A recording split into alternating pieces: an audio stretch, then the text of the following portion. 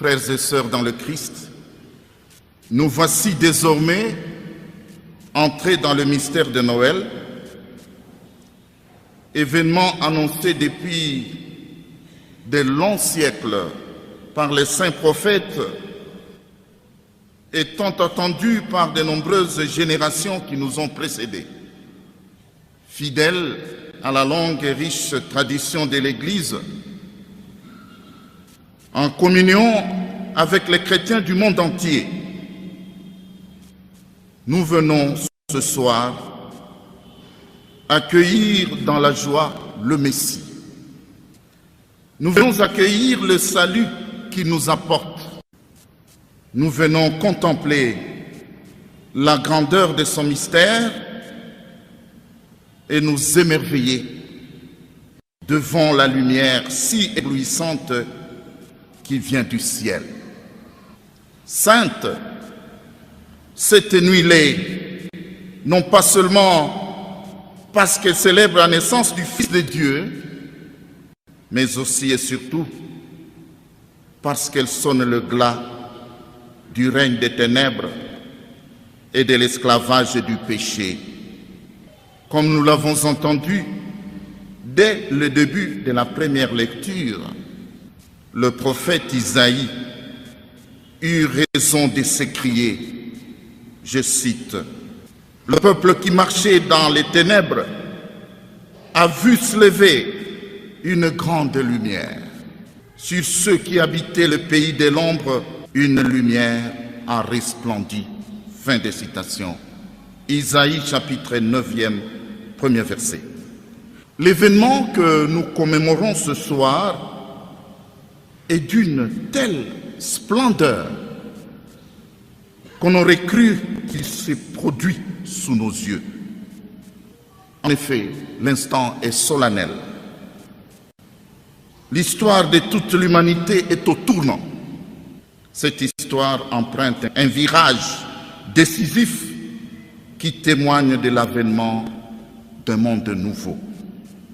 En effet, Dieu, le grand invisible, s'est fait visible. Il se rend palpable.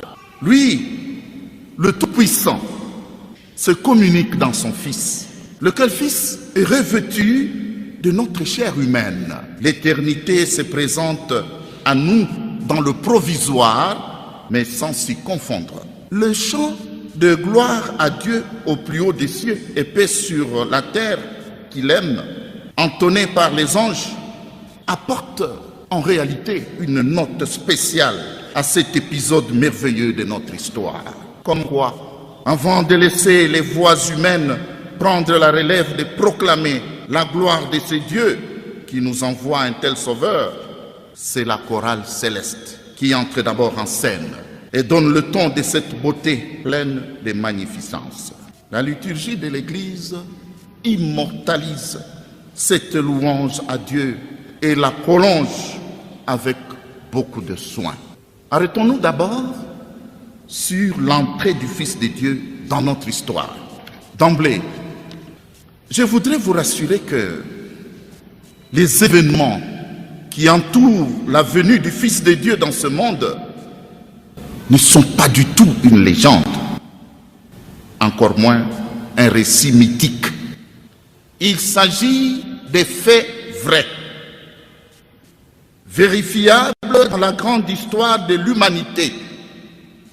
Pour établir cette véracité, l'évangéliste Luc fait mention expresse de la période de l'histoire où notre Sauveur a fait irruption dans le monde des humains. Nous l'avons entendu dans l'Évangile. Luc situe cette naissance au moment où César Auguste, empereur romain, des 30 avant Jésus-Christ, émit un édit de recensement de la population. Luc chapitre 2, verset 1. À l'époque, précise cet évangéliste, Quirinius, de son vrai nom, Publius Sulpicius Quirinius, était lui gouverneur de Syrie l'entité territoriale de Syrie, s'il faut ainsi la nommer, faisait partie du grand empire romain, dirigé de main de maître par l'illustre empereur César Auguste. Monseigneur le vicaire général, frères et sœurs, ne vous grattez pas les cheveux pour connaître la date exacte de la naissance de Jésus, notre Seigneur, ou ne perdez pas le contrôle si quelqu'un vient vous dire qu'on ne connaît pas avec précision la vraie date de la naissance du Fils de Dieu, notre Sauveur. L'Évangile n'est pas un livre d'histoire, mais un témoignage de foi. Témoignage de foi mis par écrit plusieurs années après la résurrection de notre Seigneur. N'attendez donc pas que l'Évangile vous donne des précisions. Laissez-moi vous dire moi-même que l'Église elle-même n'est pas certaine de la date exacte de la naissance du Fils de la bienheureuse Vierge Marie. Il n'y a pas de honte à cela. Elle n'est pas du tout certaine. Mais, et c'est ça le plus important, elle est sûre, et très sûre même, de la tranche d'histoire pendant laquelle Jésus est venu dans ce monde. Tout d'abord, retenez que personne au monde n'a la certitude de la date exacte du recensement de la population dont parle Saint Luc. Je précise que cela ne diminue en rien la vérité de l'incarnation du Verbe de Dieu dans l'histoire des hommes et donc la véracité de Noël. Selon plusieurs historiens, Auguste fut empereur de l'an 27 avant Jésus à l'an 14 après Jésus. De son côté, Quirinus gouverna la Syrie de 6 à 9 après Jésus-Christ. Seulement voilà, Jésus naquit pendant le règne d'Hérode le Grand en Galilée. Hérode le Grand régnait en Galilée, mais le Fils de Dieu est né à Bethléem, en Judée. Le règne de ce grand tyran a commencé en l'an 4 avant Jésus-Christ, ainsi que l'atteste le même Luc dans son premier chapitre, verset 5, mais tout aussi Matthieu dans son deuxième chapitre, au premier verset. La question que l'on se pose est celle de savoir s'il y a eu d'abord un recensement avant la mort d'Hérode et ensuite un autre plus tard en l'an 6 après Jésus-Christ. Question importante, certes, mais nous n'avons pas de réponse sûre. Ensuite, il faut retenir que le calendrier que nous utilisons actuellement est une œuvre d'un certain Dionysius Exiguus, moine de son état.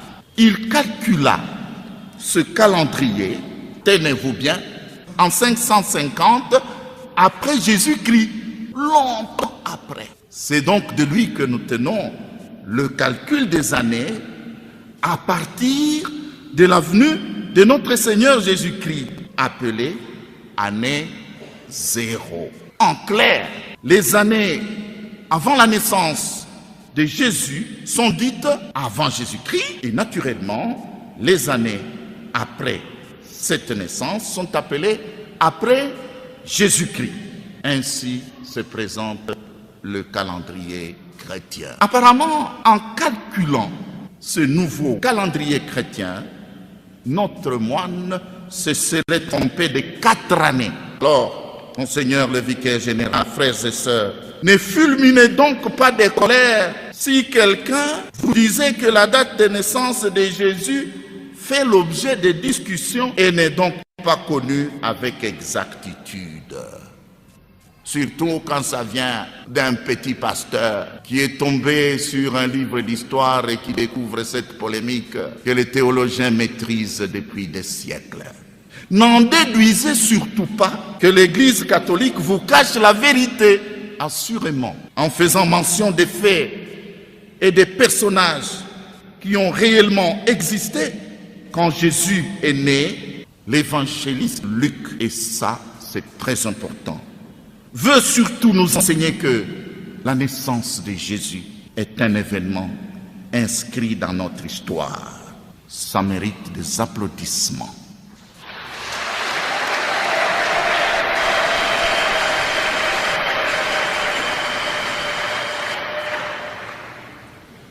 La naissance de Jésus est un événement inscrit dans l'histoire des hommes et des femmes de ce monde. Pour cela, la bonne nouvelle que Saint Luc nous annonce reste bonne pour nous aujourd'hui et pour nos contemporains. Nous devons y croire parce qu'elle est vraie. Et surtout, nous devons l'annoncer dans notre société d'aujourd'hui, à l'instar de l'ange du Seigneur qui a dit, je cite, « Car voici que je viens vous annoncer une bonne nouvelle, une grande joie pour tous les peuples. Aujourd'hui, vous est né un sauveur dans la ville de David. » Fin de citation. Luc chapitre 2, les versets 10 à 11. Je note en passant qu'il en est de même de la date du 25 décembre, jour de la Natalis, choisi par les chrétiens de plusieurs confessions chrétiennes pour célébrer la naissance du Sauveur, sauf bien sûr nos frères et sœurs, les orthodoxes et quelques catholiques des rites byzantins qui, eux, jusqu'à ces jours, fêtent Noël en lien avec l'Épiphanie, le 6 janvier. Il n'y a pas de contradiction à ça. L'on retiendra que le 25 décembre est une date convenue entre plusieurs confessions religieuses de tradition chrétienne. Ils se sont entendus.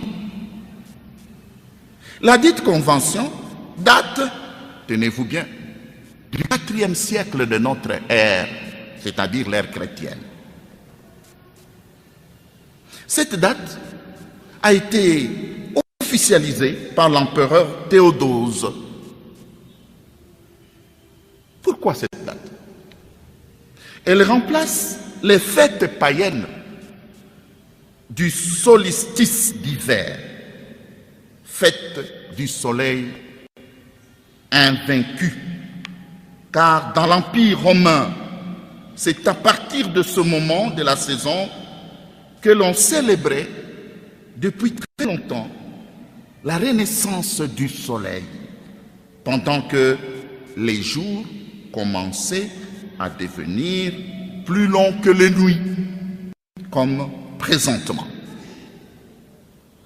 Pour nous chrétiens, en célébrant Noël à cette date, nous voulons affirmer aux yeux du monde entier que Jésus, Verbe fait chair, est le seul soleil levant. Il est l'astre qui illumine le monde entier. Il est la lumière qui triomphe sur les ténèbres. Et d'ailleurs, Jésus lui-même l'a dit dans sa prédication, à savoir, je suis la lumière du monde.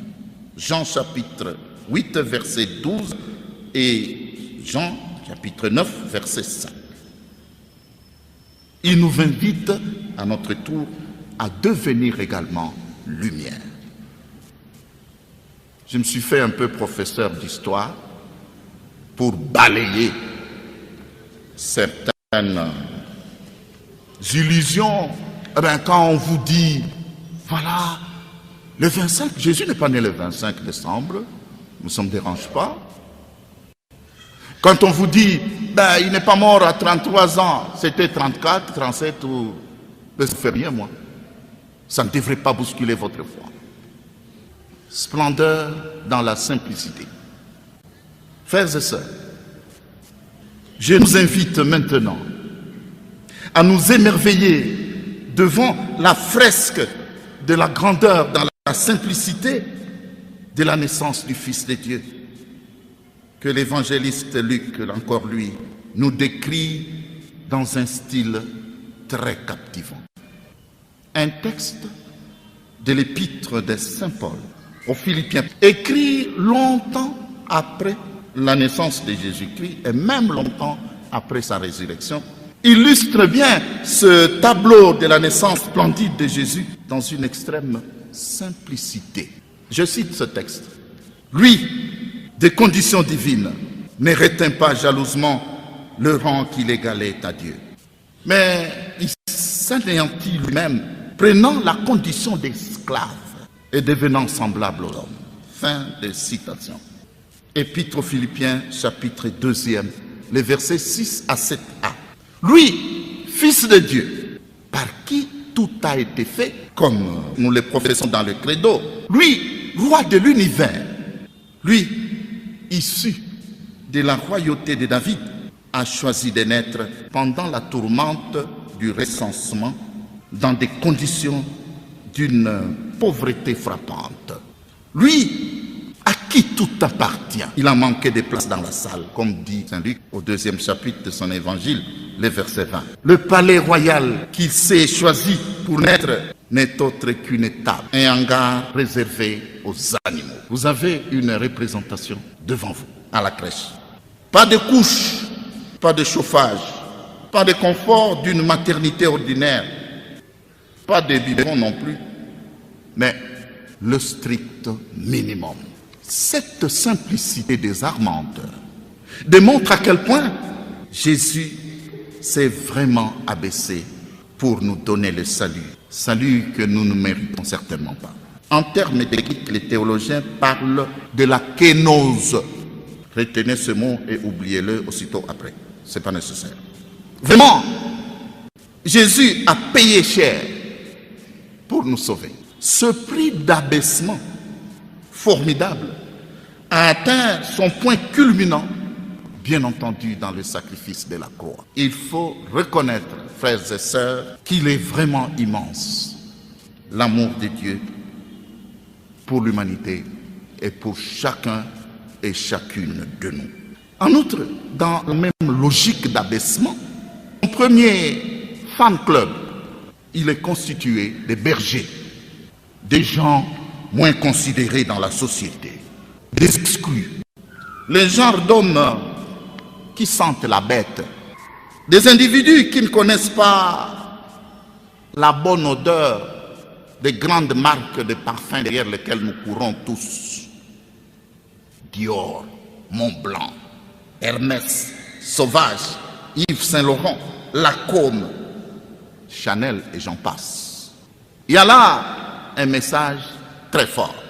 Le Fils de Dieu n'est pas venu au monde avant tout pour les grands, les puissants, les riches, les personnes comblées ou celles qui se considèrent comme telles, les bien portants et leurs semblables de la même catégorie, mais il est venu en priorité pour les pauvres, les moins que rien, les exclus, les marginaux, les abandonnés, les laissés pour compte, les non considérés.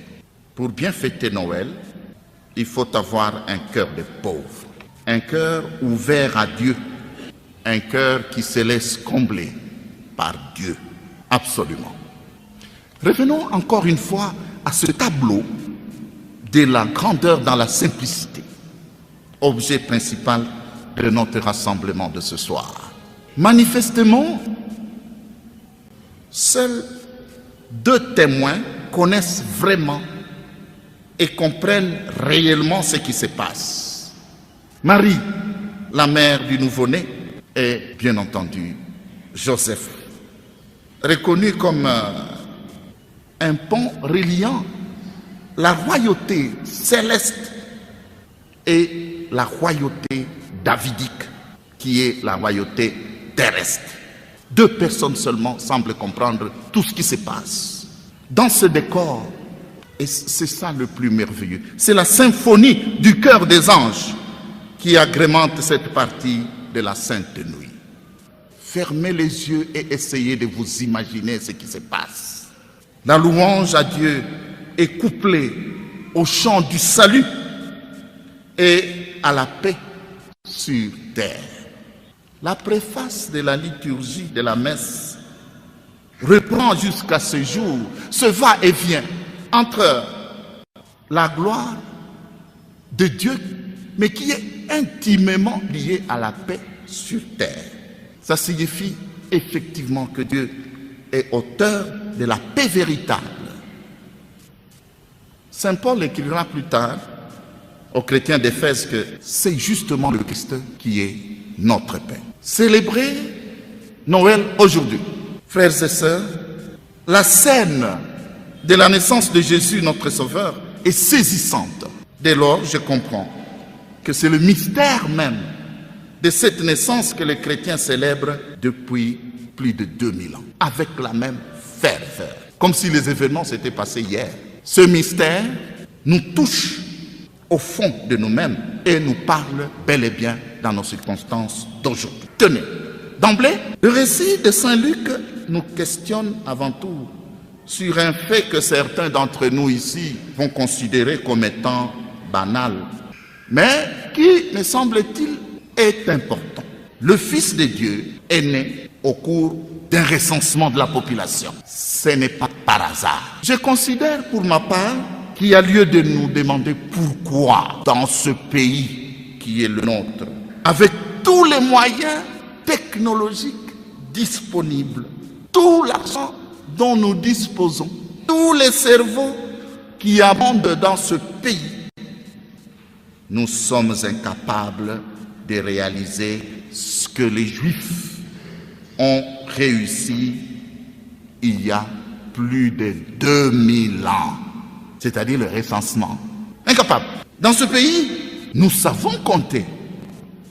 Nous savons manipuler des logiciels et autres technologies sophistiquées, mais nous ne savons pas combien nous sommes. Quelle honte! Ayons honte d'avoir honte.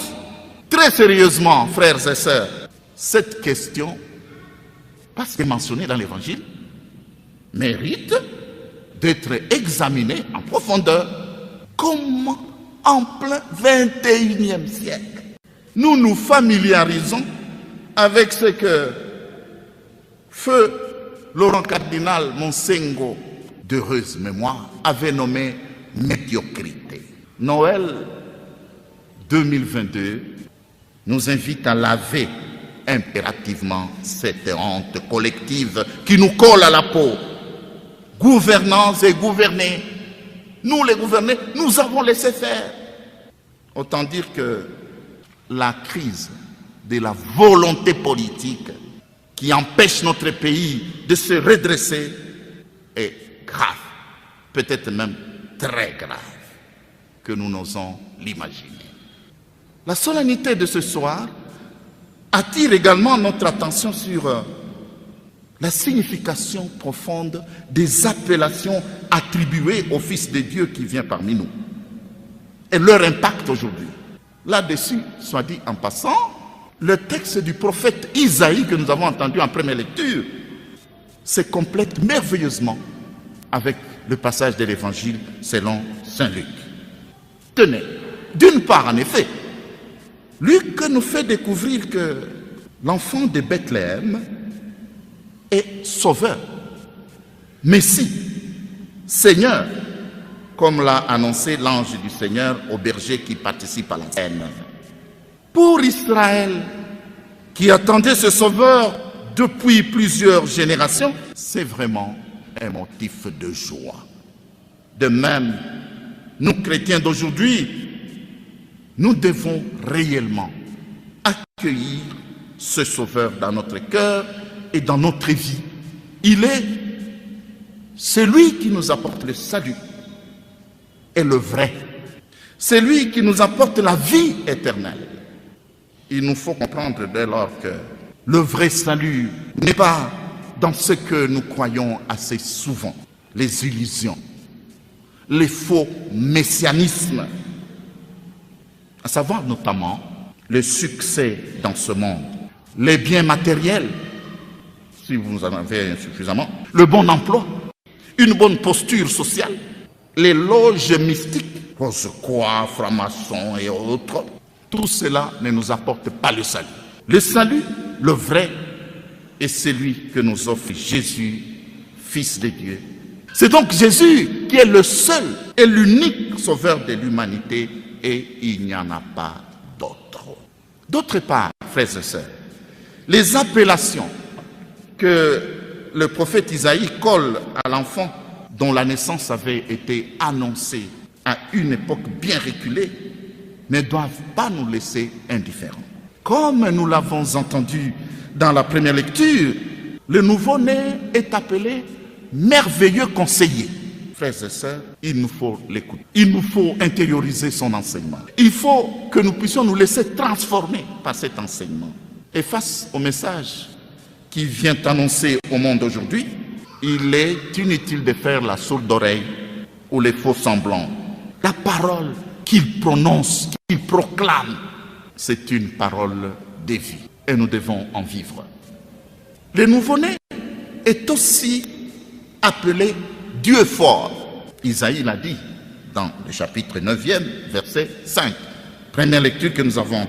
Un Dieu fort dont nous ne devons pas sous-estimer la puissance. Nous croyons, frères et sœurs, en un Dieu fort, puissant, qui n'a pas de concurrence dans ce monde. Les puissances des ténèbres et autres forces négatives ne peuvent rien contre lui. À cet égard, nous devons nous efforcer de découvrir et de valoriser cette dimension puissante de notre foi, parce que beaucoup de gens vivent leur foi dans la peur. Et cette foi en un Dieu puissant qui a fait chanter le psalmiste en ces termes très saisissants. Dieu est pour nous refuge et force, secours dans l'angoisse toujours offert. Aussi ne craindrons-nous si la terre est changée, si les montagnes chancellent au cœur des mers, patati patata. Psaume 46, versets 2 et suivants. Le Fils de Dieu porte également le nom de Prince de la paix. Isaïe chapitre 9e, verset 5. Comme je l'ai dit dans mon message intitulé « Heureux les artisans de paix », j'espère que vous l'avez lu. La paix est un grand défi dans notre province et dans notre pays. Célébrer Noël sans hypocrisie, c'est s'engager à être artisan de paix. Vous avez les détails dans ce message. À cet égard, la visite très prochaine du pape François, le grand pèlerin de la paix, doit nous aider à comprendre que la responsabilité d'édifier la paix dans ce pays nous revient exclusivement, nous Congolais et Congolaises. Pour cela, nous devons éviter de jouer avec le feu, d'entretenir des querelles inutiles sur la base ethnique, l'exclusion des autres aux élections, les calomnies de bas étage, l'expansion de la haine, etc. Vous voulez en avoir une preuve? Plongez-vous dans les réseaux sociaux, vous allez trouver toutes ces ordures. Par ailleurs, dans le même texte, le prophète Isaïe avait annoncé bien avant que le royaume que le Fils de Dieu vient instaurer, je cite, sera solidement établi sur le droit et la justice dès maintenant et toujours. Fin de citation.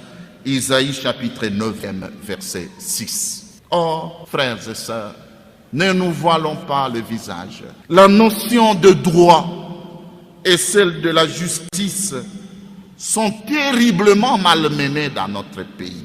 Le droit tend à ne plus être dit dans nos cours et tribunaux, le droit est victime de violations à tous les niveaux. La justice, quant à elle, dont on sait qu'elle élève une nation, Proverbe, chapitre 14e, verset 34, est mise, elle aussi, à dure épreuve. Elle est manipulée, instrumentalisée, bafouée, minée par la corruption, voire politisée, et ce, au profit de l'arbitraire, du clientélisme et des pressions politiques. Qu'est-ce que nous allons avec tout ça? De toute évidence, cela met la nation en danger. Je dénonce ce jeu terrible et dangereux dont nous sommes témoins, surtout ici au Katanga. Qui se moque du droit et de la justice doit savoir qu'il se moque de Dieu et de son peuple. Monseigneur le vicaire général, frères et sœurs, que le Fils de Dieu, né dans la simplicité, chasse les ténèbres qui enveloppent nos cœurs et nous accorde le salut éternel. Joyeux Noël.